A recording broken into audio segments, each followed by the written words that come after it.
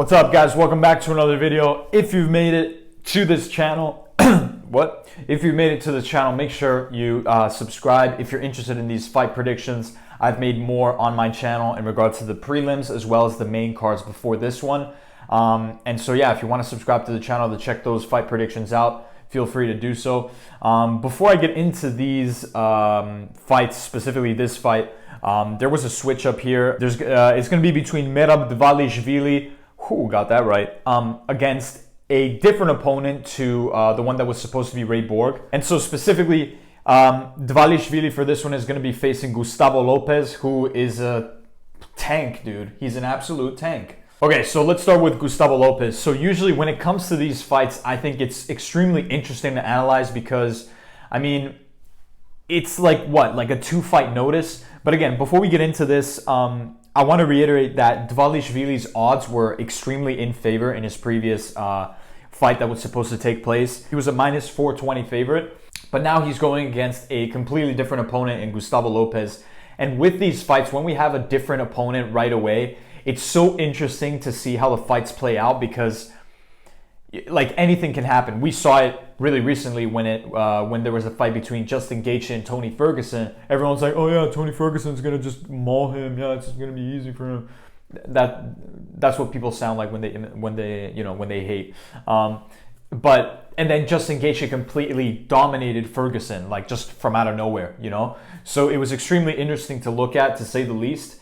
And the same could potentially happen for this fight. Like when these fights are like short-term notice, like it could really go either way.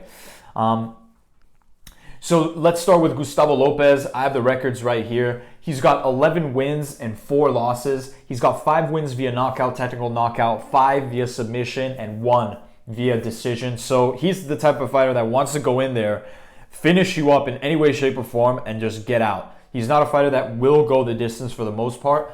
His 4 losses have been 2 from knockout, technical knockout, and 2 via decision. So again, he's never been submitted, which is really interesting to look at. And so Gustavo Lopez, something interesting here is that he is coming in to UFC Fight Night Saskatoon with 3 straight wins. Yes, they're not too recent. I mean, his latest one was in August 2019. And before that was March 2019 and December 2018.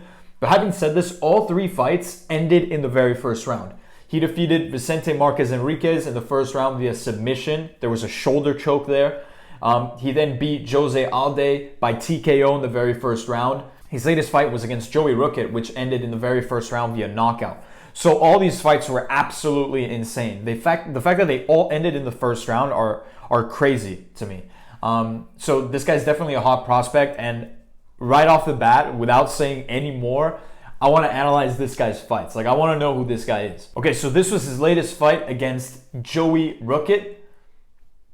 And so it starts off, they're just feeling each other out, hard hits, high pressure all across the board. Okay, unleashing a little bit, feeling each other out, bang, bang, bang.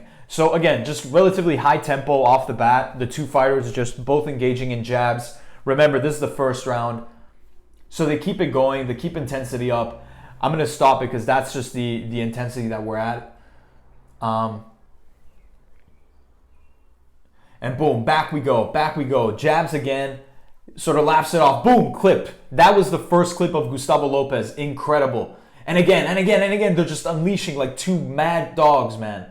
Unbelievable. The craziness here in Gustavo Lopez, the way that he just exploded against Rookett just out of nowhere. He started slowly, just feeling each other out with a little jab, and then boom, explodes with the combination. Unbelievable. And they're back in it. Boom, tries to go for the takedown. Oh my goodness, and he just clipped them in incredible fashion. Oh my goodness, Gustavo Lopez. Wow. The guy was just like drowning. He was like gasping for air. Like, it was crazy. He pinned him to the cage, combinations on the cage, and that final right hook completely stunned him, put him out of his misery. Wow. I need to see that again. I need to see that again up close. Look at that. So he's pinned him towards the cage. Bang! Clipped him on his neck. And look at him gasping for air. Oh my God, dude. Wow, unbelievable. Look at that, bang. Wow, he put him out completely, dude. That is crazy. That shows Gustavo Lopez's knockout power. That's unbelievable. That's crazy. But who is he going against? He's going against a previous 420 favorite, obviously, in Merab Dvalishvili, the machine.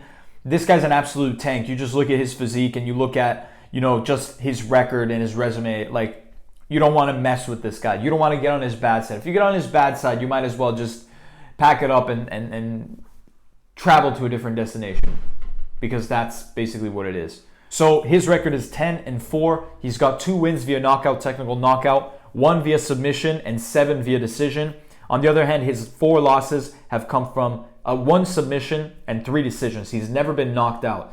And an interesting fact here is that of his 14 total fights, 10 have gone to the decision, where he's won 7. So this is a fighter that, you could argue he doesn't have the knockout power, but at the same time, this is also far from the truth. Because we've seen him knock people out with a spinning back fist, and I want to get into that video later. But basically, he's one that will take it the distance, will maul you out slowly, and that's just the type of fighter that he is. So Dvalishvili is coming into UFC Fight Night Saskatoon with 3 straight wins. The first one took place in 2018 against Terrion Ware, where again he won via unanimous decision. All 3 of his latest fights were won via unanimous decision. Second one was against Brad Katona in May 4th, 2019. Won via unanimous decision. And his latest one actually took place in UFC Fight Night 167 against Casey Kenny, where he also won it via unanimous decision. So this fighter is on a roll. 3 straight wins, just like Gustavo Lopez, which is really interesting to look at. And honestly, with a guy like Dvalishvili, I think he's just too good in himself. Like, just his strength, his power, his ability to pressure you high. He's just a different beast. And so before going any further, I want to analyze some of his knockouts. So this fight was shot in the stands. They go high pressure, little jabs, boom, first round high kick. Whoa. Oh my God. That spinning back fist was absolutely out of this world. Incredible. The fact that it was all taking place in the first round. The fighters feel each other out, slowly jabbing, like really quickly, and then Dvalishvili, boom, high kick, and then spins into this back fist. Absolute freak of nature. So the fight starts, they feel each other out, they're slowly, understanding each other, the tempo, faking.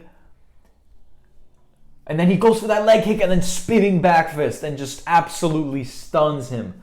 Oh my goodness. That just goes to show the strength of a guy like Dvalishvili. Honestly, he is my pick for this fight. Crazy scenes here. This guy's an incredible fighter. And honestly, that's how I think this fight is going to end. Not via knockout.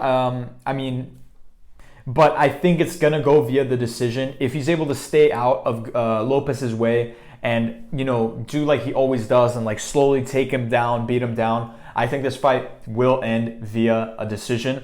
But again, this could potentially be fight of the night. I'm really interested to see how this fight goes. But I think Dvalishvili is going to win this fight. But that's what I think. I want to know what you guys think as well. So let me know in the comments below who you think is going to win between these 2 fighters. At the same time, as I said before, I've also made the preliminary card leading up to this main card. I've also covered the 2 fights before this one on the main card, and I will cover the next 2 between Jessica Ai and her opponent, as well as Marvin Vettori, which are going to be amazing fights to watch as well. And yeah, if you've made it this far and you do subscribe and I see you guys in the next one, then I'll see you guys in the next one.